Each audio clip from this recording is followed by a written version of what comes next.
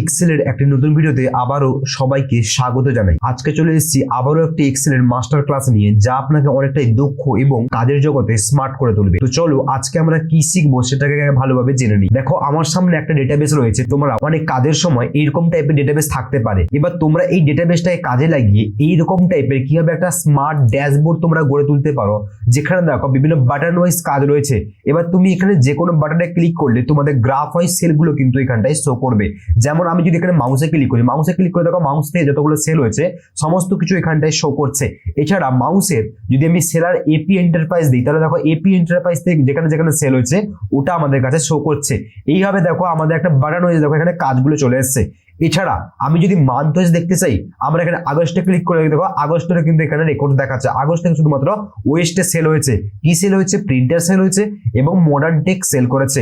তো এইভাবে এরকম একটা মডার্ন ড্যাশবোর্ড তোমরা কিন্তু এক্সেলে একটা স্মার্ট কিন্তু বানাতে পারবে, যা তোমার কাজের জগতে কিন্তু তোমাকে অনেকটাই স্মার্ট এবং দক্ষ করে তুলবে। তো আমি প্রত্যেকটা টপিককে স্টেপ বাই স্টেপ দেখাবো, তোমরা প্রত্যেকটা জিনিসকে স্টেপ বাই স্টেপ ভালোভাবে ফলো করো। তো চলো শুরু করা যাক। দেখো, আমি এখানে একদম একটা ফ্রেশ ডেটাবেস নিয়ে নিয়েছি। যে ডেটাবেসে কি রয়েছে দেখো, মান্থ রয়েছে, আইটেম রয়েছে, সেলার রয়েছে, রিজিয়ন রয়েছে এবং কি রয়েছে, সেলস। অর্থাৎ কোন মান্থ থেকে কোন আইটেমটা কে এবং কোথায় সেল করেছে এবং কত টাকা দিয়ে সেল করেছে, পুরো দেখো জিনিসটা রেকর্ডসটা আমাদের এই জায়গাটাতে দেওয়া রয়েছে। এই ফাইলের উপর কিন্তু আমরা আজকে ওই মডার্ন ড্যাশবোর্ডের কিন্তু কাজটাকেই করব, যা তোমাকে কাজের জগতে কিন্তু অনেকটা দক্ষ এবং অভিজ্ঞ করে তুলবে। তো চলো শুরু করি। তার জন্য আমরা এই পুরো যে ডেটাবেসটা রয়েছে, অর্থাৎ এই যে পুরো যে ফাইলটা রয়েছে, এই ফাইলটাকে পুরোটাকে সিলেক্ট করব। পুরোটাকে সিলেক্ট করার পর তোমরা যাবে কোথায়, হোমের ইনসার্টের মধ্যে যাবে। ইনসার্ট মেনুর উপর ক্লিক করার পর তোমরা এদিকে একটা অপশন হবে পাইভট টেবিল। আশা করি পাইভট টেবিলের কাজ অনেকেই জানো। আমাদের আজকের এই ড্যাশবোর্ডটাকে ক্রিয়েট করতে গেলে আমাদের কিন্তু পাইভট টেবিলের প্রয়োজন রয়েছে। তো আমি পাইভট টেবিল এখানে ক্লিক করলাম। পাইভট টেবিলে ক্লিক করার পরে এখানে একটা অপশন হবে ফ্রম টেবিল রেঞ্জ। তো আমি ফ্রম টেবিল রেঞ্জে আমরা এখানে ক্লিক করব।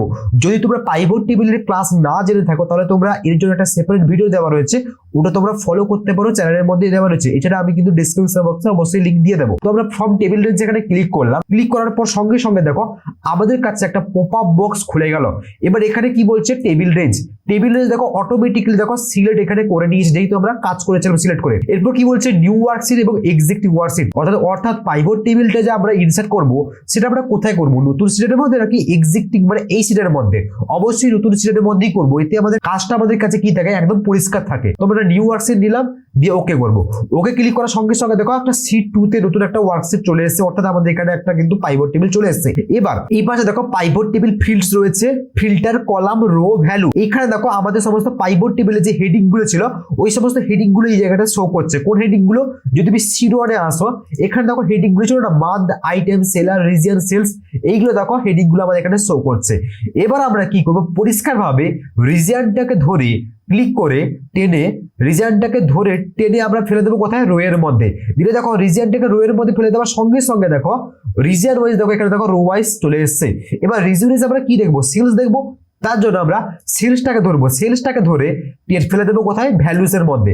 এবার দেখো রিজিয়ন ওয়াইজ সেলস আমাদের কাছে চলে এসেছে। তাই আমরা কি করলাম, পাইভট টেবিল ফিল্ডসে গিয়ে রিজিয়নটাকে ফেললাম রো এর মধ্যে, সেলসটাকে ফেললাম ভ্যালুস মধ্যে। যেহেতু সেলস একটা নাম্বার ফরম্যাট, সেক্ষেত্রে নাম্বার ফরম্যাট থাকলে সেটা কিন্তু ভ্যালুস এর মধ্যেই ফেলা হয়। আর যে তথ্যগুলো আমরা রো ওয়াইজ শো করাবো সেগুলোকে আমাদের রো এর মধ্যে ফেলতে হয়, যেগুলো কলাম ওয়াইজ শো করাবো সেগুলো আমাদের কলামের মধ্যে ফেলতে হয়। যেহেতু আমরা রিজিয়নটাকে রো ওয়াইজ দেখতে চাইছি, তাই আমরা রো এর মধ্যে ফেললাম। এরপর আমরা কি করব, এরপরে আর পাইভট টেবিলে কিন্তু খুব একটা কাজ নেই। এরপরে আমরা এই যে পুরো টেবিলটা রয়েছে, এই পুরো টেবিলটা এখানে সিলেক্ট করে নেব। সিলেক্ট করার পরে আমরা আবারও যাব ইনসার্ট মেনুর মধ্যে। ইনসার্ট মেনুর মধ্যে যাওয়ার পর এখানে একটা অপশন পাবো কি, চার্ট গ্রুপ। এই চার্ট গ্রুপের কাজ অনেকেই তোমরা জানো। এই চার্ট গ্রুপে আসার পরে আমরা যাব কোথায়, কলাম চার্টটা রয়েছে। এই কলাম চার্টের মধ্যে গিয়ে প্রথম কলাম চার্টটা আমরা এখান থেকে ক্লিক করে ইনসার্ট করে নেব। ইনসার্ট করে নেওয়ার পর দেখো কলাম চার্টটা আমাদের সামনে এখানে চলে এসছে। এবার এটাকে আমরা Ctrl+C করে কপি করব। কপি করার পর কি করব, একটা নতুন এখানটায় সিট নেব এবং এই সিট 3 এর একটা নাম দিয়ে দেবো কি, সাপোজ ধরো ড্যাশবোর্ড, আমাদের বোঝার সুবিধার্থে ড্যাশবোর্ড দিয়ে আমরা কি করব, এই জায়গাটায় ওটাকে আমরা এখানে পেস্ট করে দেব। অর্থাৎ আমাদের ওই চার্টটাকে এখানে পেস্ট করে দেব। আচ্ছা, এরপরে আমরা আবার চলে যাব আমাদের সিট 2 অর্থাৎ পাইভট টেবিলের মধ্যে। তারপরে আমরা কি করব, এই যে ফিল্ডটা রয়েছে অর্থাৎ এই যে লেভেলস এবং সাম অফ সেলস রয়েছে, এর উপরে ক্লিক করব। এর উপরে ক্লিক না করলে, এইদিকে ক্লিক করলে কিন্তু আসবে না, তোমরা এর উপরে ক্লিক করবে। এর উপরে ক্লিক করার পর যাবে কোথায়, ইনসার্ট মেনুতে। ইনসার্ট মেনুতে যাওয়ার পরে তোমরা এখানে একটা অপশন পাবে ফিল্টার্স গ্রুপ, সেখান থেকে পাবে স্লাইসার। এই স্লাইসারে তোমরা এখানে ক্লিক করবে। স্লাইসারে ক্লিক করার সঙ্গে সঙ্গে দেখো ইনসার্ট স্লাইসার বলে একটা অপশন খুলে গেছে। পাইভট টেবিল কি ব্যবহার করে একটা প্রপার স্মার্ট ড্যাশবোর্ড বানানোর জন্য স্লাইসার কিন্তু অনেকটাই গুরুত্বপূর্ণ ভূমিকা পালন করে। আমরা খুব বড় বড় ডেটাবেস কিন্তু স্লাইসারের সাহায্যে কিন্তু বানিয়ে থাকি। তারপরে আমরা কি করব, মান্থটাকে সিলেক্ট করব, আইটেমটাকে সিলেক্ট করব এবং সেলারটাকে সিলেক্ট করব, কারণ এগুলোই কিন্তু আমরা বাটন ওয়াইজ কিন্তু কাজ করাতে আমরা চাইছি। তো সিলেক্ট করার পরে এখানে ওকেতে ক্লিক করব। ওকেতে ক্লিক করার পর দেখো 3টে স্লাইসার এখানে চলে এসেছে। তো কন্ট্রোলের সঙ্গে সবগুলোকে আমরা এখানে প্রেস করে রাখবো, ধরে রাখবো, দিলে দেখবে সবগুলো এখানে সিলেক্ট হয়ে গেল কন্ট্রোলের সঙ্গে। দিয়ে কপি করব, কপি করার পর ড্যাশবোর্ডে গিয়ে এটাকে আমরা এখানে পেস্ট করে দেবো। তাহলে 3টে দেখো এখানে চলে এলো। এরপরে আমাদের কাজ কি, এরপরে আমাদের কাজ হচ্ছে কি আমরা একটাকে ধরে এখানে অ্যাডজাস্ট করব। যেমন আমরা প্রথমে অ্যাডজাস্ট করলাম কি সেলারকে ধরলাম, এই জায়গাটা রাখলাম। আচ্ছা, এগুলোকে আমরা ধরে একটু এদিকে সাইড করে দিই। এবার দেখো সেলারটা অনেকটা ছোট রয়েছে, মানে বক্সটা অনেকটা ছোট রয়েছে, এটাকে আমরা একটু বড় করবো। তার জন্য এটাকে ধরে আমরা একটু বড় করে দিলাম। বড় তো করলাম, কিন্তু দেখো লেখাগুলো অর্থাৎ এই যে বক্সগুলো বাটনগুলো এগুলো কিন্তু এখনো কিন্তু ছোট রয়েছে। এটাকে আমরা কিন্তু আমাদের মতো করে অ্যাডজাস্ট করতে পারি। তার জন্য আমরা এটাকে সিলেক্ট করব, যাবো কোথায়, স্লাইসার অপশনে। স্লাইসার অপশনে যাওয়ার পরে তোমরা এখানে একটা অপশন পাবে হাইট। দেখো বাটনস বলে একটা অপশন রয়েছে, এখানে দেখো হাইট। এই হাইটটাকে তোমরা এখানে একটা ক্লিক করে কিন্তু বাড়াবে। দেখো আমি এখানে ক্লিক করে করে বাড়াচ্ছি এবং দেখো এটা দেখো বড় হচ্ছে, দেখো বড় হয়ে গেল। আমি এইটাই রাখছি। এরপরে মানটাকে ধরে আমরা উপরে এটাকে কি করব, অ্যাডজাস্ট করে দেবো। এইভাবে একটাকে অ্যাডজাস্ট করে দেবো। এবার দেখো মানটাকে তো আমি এইভাবে রাখলাম, কিন্তু দেখো বড় বড় লাইন ওয়াইজ হয়ে গেল, এটাও কিন্তু দেখতে ভালো লাগছে না। তার জন্য আমরা এটাকে সিলেক্ট করব, আবার যাব স্লাইসারে, সেখান থেকে এর কলামটা এখন কিন্তু হাইট করবো না, এখন করবো কলামটাকে বাড়িয়ে দেবো। কলামটাকে বাড়িয়ে দেওয়ার সঙ্গে সঙ্গে দেখো সমস্ত ঘরগুলো ছোট ছোট হয়ে অ্যাডজাস্ট আমাদের কাছে হয়ে গেল। এবার আমি চাইলে এটাকে একটু বড়ও করতে পারি, আবার ছোটও করতে পারি। আমি এটাকে এইভাবে অ্যাডজাস্ট করে দিলাম। এবার দেখো এটা কিন্তু অনেকটাই অ্যাডজাস্ট হয়ে গেল। এটাকে আমি ধরে এইভাবে এই জায়গাটাতে সাপোজ ধরো অ্যাডজাস্ট করে দিলাম। আচ্ছা, এবার রয়েছে এটাকে আমি ধরে এই জায়গাটায় টেনে আনলাম, এইখানটায় আমি ধরো টেনে আনলাম। এবার আমরা কি করব, এটাকেও আমরা একটু অ্যাডজাস্ট করে দিই। এটাকে ধরবো, ধরে আমরা কি করব, এটাকে একটু বড় করে দেবো। বড় করে দেওয়ার পর সঙ্গে সঙ্গে দেখো এটাও কিন্তু ছোট রয়েছে।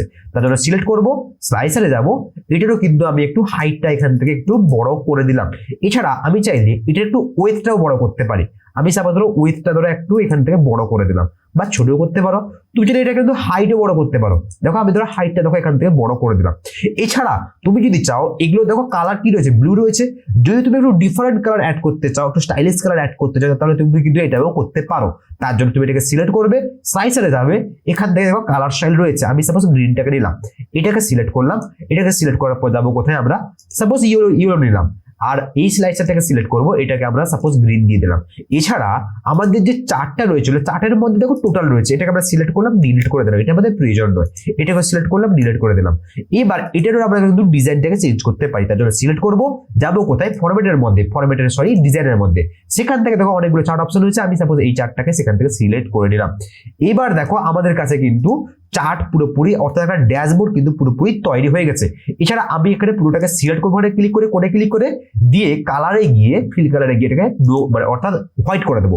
দিলে দেখো ওই যে আউটলাইন গুলো ছিল, আউটলাইন বলছি গ্রিন লাইনস গুলো ছিল, ওই গ্রিন লাইনস গুলো দেখো সরে গেছে। এবার কিন্তু দেখতে অনেকটা কিন্তু ভালো লাগছে। তাহলে দেখো আমরা খুব সহজ পদ্ধতিতে একটা মডার্ন ড্যাশবোর্ড কিন্তু বানিয়ে নিতে পারলাম, কোনো রকম ফর্মুলাকে অ্যাপ্লাই না করে।